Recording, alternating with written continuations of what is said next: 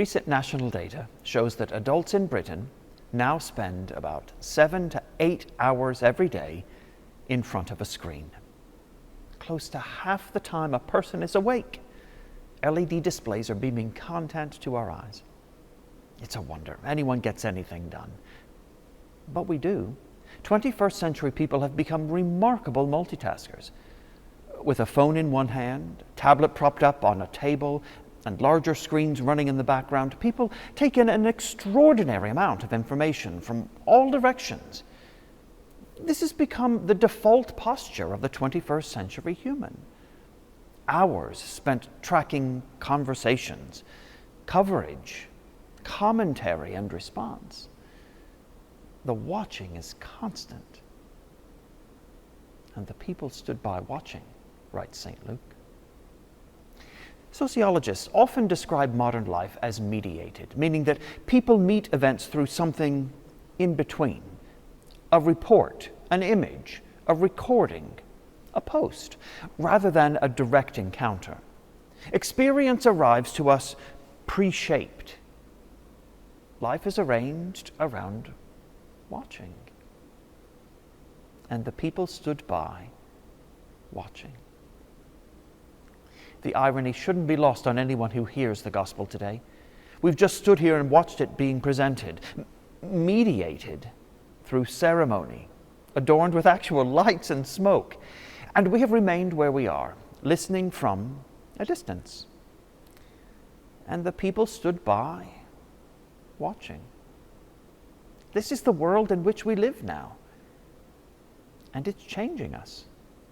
A study by the political scientist Marcus Pryor, published in 2005, way before screens had become constant companions, examined how media habits relate to involvement in the world.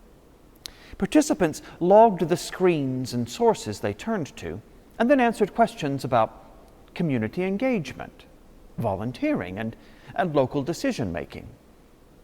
The pattern was clear. The more time spent in passive media use, the less involved people were in the life around them. More recent studies show enlarged effects. People who engage in proverbial doom scrolling report lower mood, greater self-criticism, and reduced sense of capability. Even brief exposure makes it harder to stay with a task.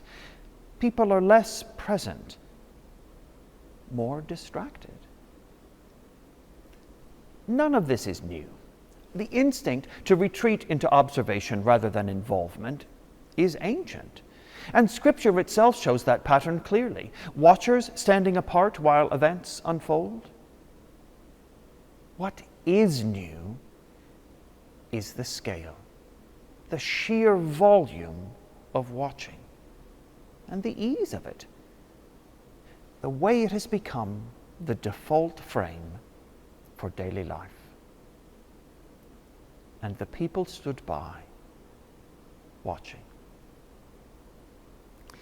In this gospel scene, the crowd sees everything, yet they take no part. A moment of truth comes to pass, and they remain onlookers.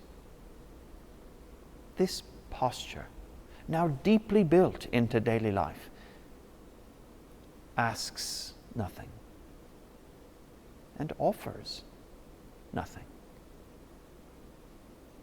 But that is not the gospel. The gospel does not fit the watching posture that shapes so much of life. It is not a spectacle. It is not another piece of content. It calls for a response. We cannot just stand by